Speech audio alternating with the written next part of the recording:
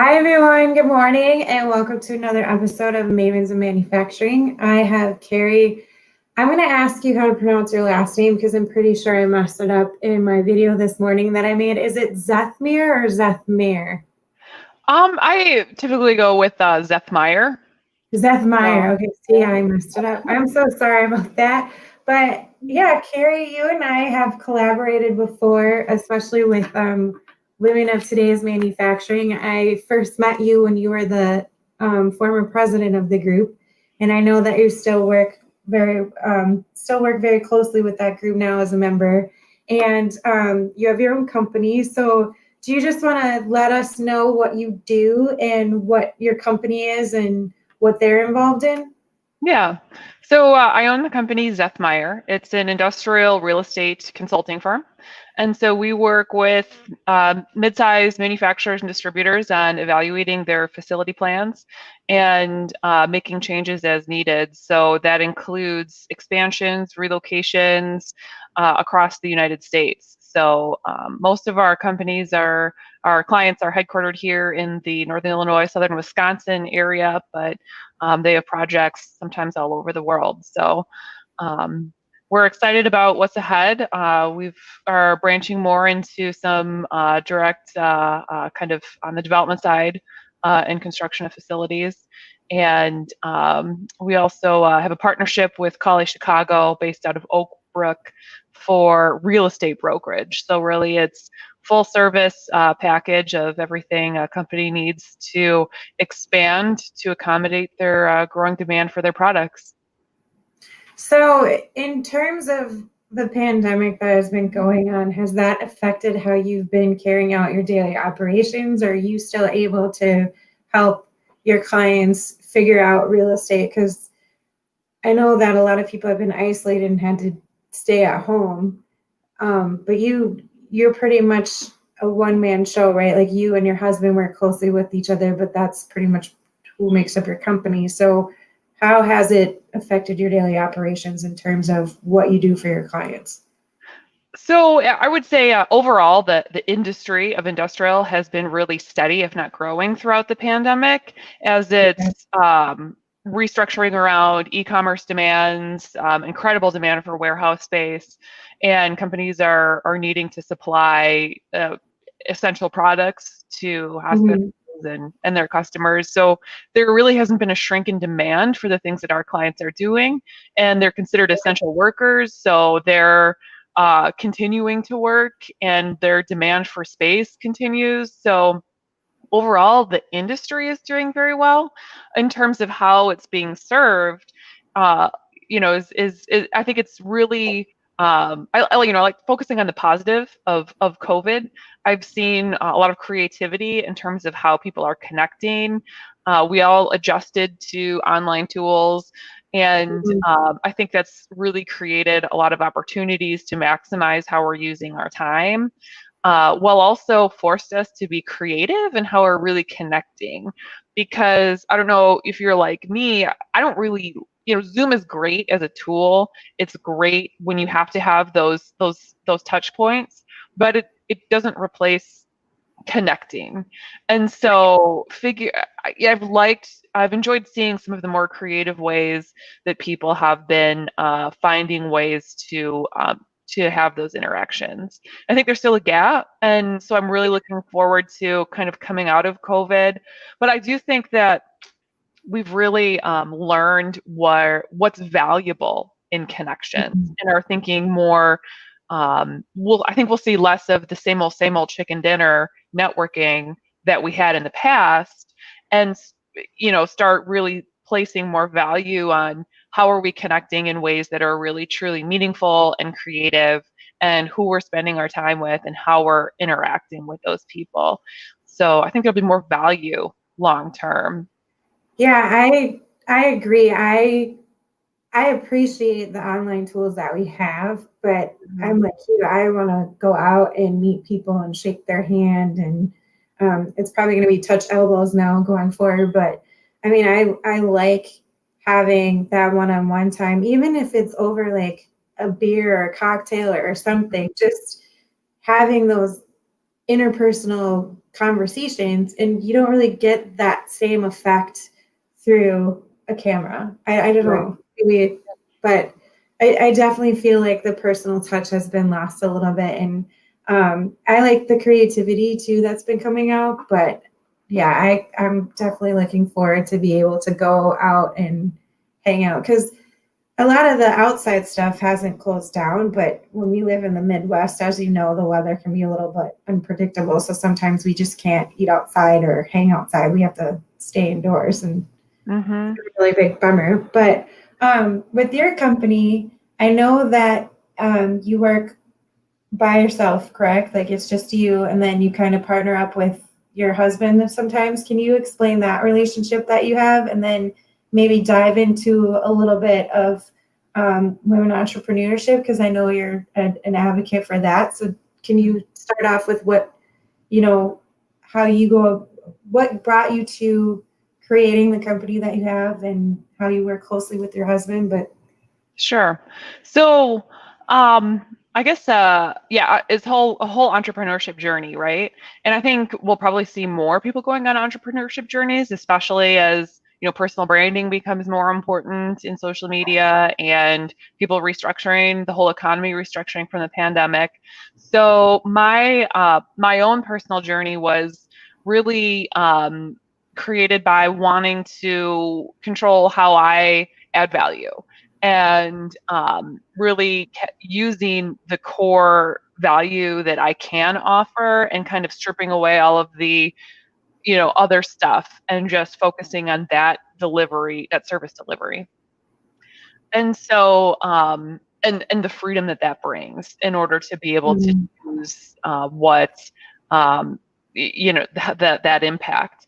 And so I so our partner, one thing that I learned too, kind of through that process is, you see that entrepreneurship journey as being very isolating. And so, I think that's a fear that holds a lot of people back of, well, I'm just going to be this one person, like, in my basement, like, and, and I think that creates a fear that people have that might prevent them from going on an entrepreneurship journey. But then I learned, those are things that are within my control. Like I can choose not to self-isolate and create my own partnerships and kind of create my own team without having to like hire direct employees. It's just a more fluid type of team building process. And so, it doesn't have to be this isolation. I have a number of very close partners that I work with on a day-to-day basis. One being my husband, who is my closest business partner. But then outside of that, there's the brokers that I work with in Oak Brook. So there's some folks that I partner with very regularly on projects and talk to on a daily basis about what we're going to do with this client and that client. And so you just create your own teams, and it's just a little bit more fluid, and everybody's kind of their own contractor, but that's how we work together. You don't have to always be hunting alone, so to speak. So when you first started your journey, how did you go about looking for those particular types of networking? So let's say that, there's a young woman who might be thinking about starting her own thing. What sort of advice would you give her on the first steps to starting that journey? So the journey of finding connection and creating teams specifically, Yeah, or so just kind of in general, like that first steps of, oh my God, this is overwhelming. What do I do? yeah, let's go with in general first steps, and then let's lead into how you started looking for those connections with the partners that you work with today. Sure. So I think if it's something that people are kind of toying with, this idea of being their own boss, being an independent contractor, whatever industry, I think really defining what are the barriers that are holding me back? What are the mental blocks? Some common mental blocks being what I mentioned in terms of being isolated. Okay, what does that look like, and how can I define that fear and then figure out how to take control over it? So instead of just being a victim of that fear, but say, how do I control for making sure that that doesn't come to fruition, that fear that I have. And then another big fear, for example, is health insurance. Health insurance, I think, is one of the biggest barriers to entrepreneurship in the United States, because our health insurance for most people is tied to an employer. And this overwhelming sense of what are my health insurance costs going to be if I don't have a husband or partner or an employer that's providing that for me. And so and that, again, it's defining that fear and then taking away and then getting real information, because a lot of us that we would just think, oh, it's got to be some insurmountable cost, right? But never actually do the homework to really figure that out. Oh, I can't hear you.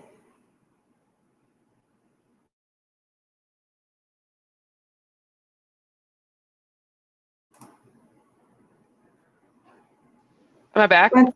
There we go. Sorry about that. The joys of live technology. So when it comes to health insurance, what I did was I called a trusted insurance provider and said, here's my situation. What are my options? And got real information and real quotes. So I wasn't just going off of a worst case scenario in my brain. Because I think that's a lot of times what we do is we think of what's the worst case scenario of what this could cost me, and then that just becomes the reality. But we have partners in the community, we have people that we know that we can pick up the phone and call and say, give me the real information, so I'm not just making assumptions that are creating this fake barrier. And so my advice would be, if somebody's on the fence of whether or not to be an entrepreneur, it's identify what's holding me back, and then get real information, and then figure out what you can do to control for those barriers.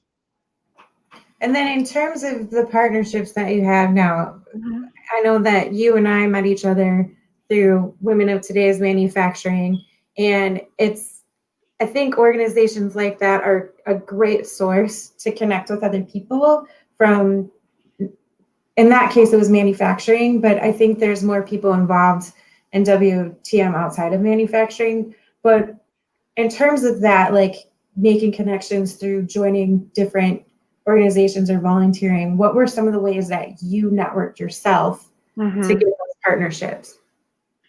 So I would say the most important thing is trial and error. And a lot of times I think you have a vision of, when you go into entrepreneurship, of where your partners are going to be and where your referrals are going to come from. And then 6 months later you figure out, I keep a list, would keep a list of, here's where my referrals were coming from, and or here's where I was partnering, here's where I was getting traction. And that list changes over time. And it's just a reality. From leads come from places you don't expect it to, and partnerships come from new places. And a lot of times, so I guess my first thing is trial and error, and evaluating and being intentional, and always keeping doors open. And then the second thing is following the breadcrumbs. A lot of times you get a phone call like, hey, I met this person that, I think you might have some kind of similarities in business with. People just make those connections all the time. And so then it's just a breadcrumb. And so I say, okay, and you always say yes, and you always meet with that person, and you pick up that breadcrumb, and then they'll say, oh, might refer you to another person. And a lot of times those breadcrumbs are dead ends, and that's okay. But the point is, you've continued to follow the breadcrumbs and find new connections in new ways that could add value to you and your business. And it just grows your network. And sometimes those breadcrumbs are just gold, and you just never really know, but you always got to follow the breadcrumbs. I think you touched on a really important point too, because I feel a lot of people that are just starting out with their own thing, they want instant gratification, and they feel like if they don't get that instant gratification, then that they've failed as a whole, and they kind of give up really easily and stop pursuing what their dream or their passion is. And I think you made a really good, excellent point that, yeah, some of those breadcrumbs might be a dead end, but that's okay. learning from that dead end and just keep going could, result into something bigger and make a better connection somewhere else. So I think that's something that people should keep in mind. I know with this Mavens of Manufacturing, it's something that I want to have blown up, but it's taking its time, and I just need to be okay, it's just gonna take a little bit more. One of my mentors, they mentioned, 1% better every time. As long as you're improving 1%, that's better than 0%. And I think that holds true to anybody wanting to start over.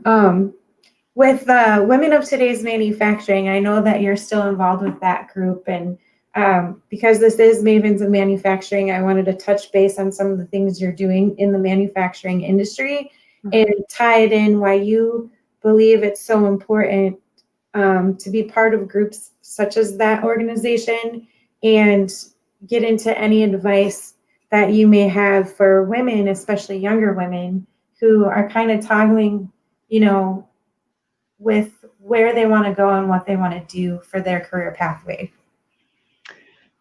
So I would say community building is important, and network building, especially in an entrepreneurial environment, is incredibly important. And so a lot of times, again, it's trial and error and figuring out what group do I fit with, what group can I add value to, what group can I has people that share my values and have a similar mission, and I want to volunteer my time for. And sometimes that's trial and error, and sometimes and it's okay. You just have to be honest and say, hey, look, this is something that I was trying out, but I just haven't found my fit here within this organization, and need to take a step back. But once you find a good groove, and once you find a good get traction, it can add a lot of value for just networking and showing that you can participate in a way that's beyond just a transactional environment. I'm trying to remember your question a little more. So you were asking about getting involved in organizations and why that's important. And I'm just trying to remember what was the second half. So what advice would you give to younger women, younger generations who might be kind of figuring out their path? Yeah, figuring out their career path.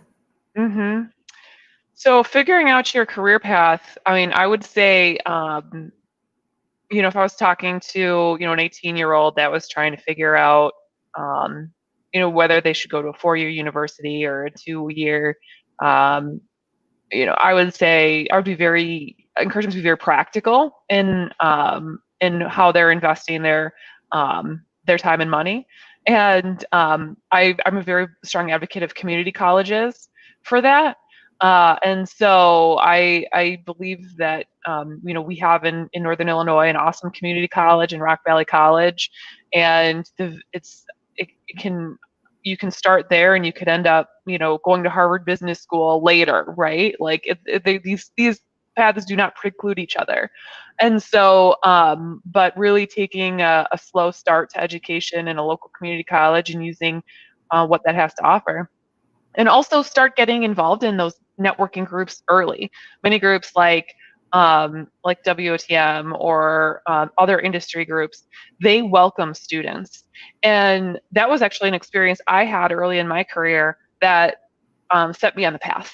Was when I was a student at a Beloit college, I found the State Line World Trade Association, which was a networking group that was meeting at what was the Cafe Bellois, and where I worked as a waitress. And so they were just having their meetings, and the State Line World Trade Association, I was a student at Beloit College, and what's funny is they were in a group, there was a networking group, and somebody in the group threw up, like it was, somebody was sick, and none of the other servers, I wasn't serving that group, but none of the other servers wanted to clean up the vomit.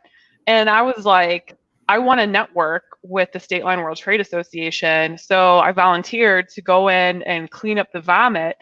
And at the time I had this barrier, like I would have been too scared to go and introduce myself at the time, right? Unless I had an excuse to walk in and introduce myself, I would not have done that, which was a barrier that I should have just walked in and, hey, we're no vomit or not. But Yeah. that's what the excuse I used at the time. And so then I started networking with the State Line World Trade Association, and they welcomed me as a student and waived my dinner fee and everything. And they were so excited to have me there. I was so intimidated. As a young 22-year-old, and I don't know. And now I'm just in retrospect, like, how do we break down these barriers for these students to let them know that these groups want them there? They want them there. They'll give you a reduced fee. They want your engagement. And then that networking was set me on a career path that I've found now. And so getting involved in industry groups while also taking a really practical approach to where you're investing your time in education would be my advice. So without getting too involved in politics, because that's a sensitive subject for some people, but we do have this new administration that came in, and I'm curious to see what you're looking forward to or what you're hoping for as this new administration starts turning some of their ideas into action. What are you hoping for, looking forward to? Sure. So my background in education is international business, and starting with languages and cultures as my undergraduate, and then getting my master's degree in global MBA. And so everything that I do and have passion about is helping build bridges across borders and helping businesses transact. I love working with foreign companies that are establishing their first U.S. operation and watching them grow through that process and being part of that welcome wagon that says, let's help you, let's welcome to the United States and help you build your business here and help encourage foreign direct investment and trade. And when it comes to, I'm kind of a traditional economist when it comes to free trade being foundational to a successful capital economy. I believe that enables competitiveness, and that we should pursue international competitiveness policies as opposed to protectionist trade policies. And that just long term, that helps us sharpen our pencil and be better at what we do, and helps us compete globally rather than and this comes into play when it comes to tariffs specifically. And so, it's a different trade policy, and I think that the more we break down barriers and enable trade, the more that we're going to reduce the cost of our own cost of doing business, which will bring down the costs of our products to help us sell our products overseas. And it's just a philosophy of, rather than trying to protect our own industry, we're going to focus on how do we make ourselves more competitive. And that's a more long-term sustainable approach to building an economy. And I think that's a great answer too, because we have so much potential here, and as much as I do, being in this sector, that there's going to be millions of jobs that are going to be vacant because of the skills gap. And we have such huge potential here in the United States just to be that competitive force within manufacturing. And there's so much that we have space for in terms of robotics and sensor technologies and automation. There's just so many places in the United States, especially even the cities and the communities that were big manufacturing forces back in the day, but then the recession hit and some of those manufacturing cities are not there anymore. They're still present, but they're struggling. I mean, I think we could definitely find a way to rebuild in some of those cities, like especially on the East Coast, and there's some on the West Coast, but Buffalo comes to mind just because my family is from there. They were a huge manufacturing force, and even Beloit, I know, had Fairbanks Moores and the Ironworks place, and what's the other one? Can't think of, but Beloit Corp. They were major factors to the economy in Beloit, and then when they all started shutting down, it definitely affected the community and everybody felt it. Mm-hmm. So I think you're onto something too. So I'm definitely looking forward to, building that space back up, and hopefully we can bring in more women to manufacturing, because I think we think a little bit differently than men, and we can add to that innovation that we need to bring into the States. Yeah, and you hit on the skills gap, and I think that's the second half of where we need to focus. And actually that's the number one thing that we need to focus on, because I think when you peel back the onion of what makes a society successful, whether it's the economy, it's anything, when there's always the seed that's beneath everything that makes everything tick, of competitiveness, and it always comes down to education. And focusing as much of our efforts as possible and as practical on education, and how are we building a more innovative and competitive labor force, that has to be the number one priority. And so instead of trying to protect ourselves from outside influence, let's focus on making ourselves better, so that we can just be invincible when it comes to competing in a global market space. I agree. Well, our time is almost done, Carrie. I wanted to just ask you, before we get off of this call, is there anything in particular that, the community that you're involved in right now, Rockford community, is there anything in particular that we should be watching out for, maybe with your company, your husband's company, or WOTM? Like, are there any events we should be aware of that people should really consider participating in? So another organization that I'm really involved with is Next Rockford. So that is a group of very civically minded professionals that are really looking to focus on bringing in a next generation of leadership within the community, and really educate the community on things that are important to achieving kind of our next stage of growth.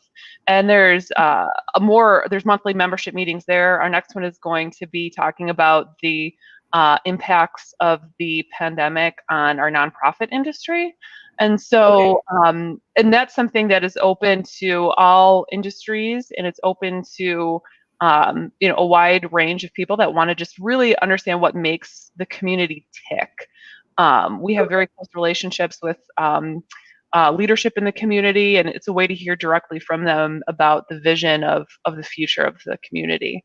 So Next Rockford is another organization that I'd highly encourage anybody to get involved in, that really wants to be a part of the next generation of our community.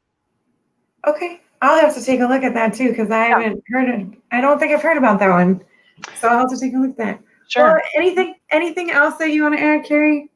No, I just, applaud you, Meaghan, for putting yourself out there as, with Mavens of Manufacturing, and making pursuing your own vision. So that's always something that.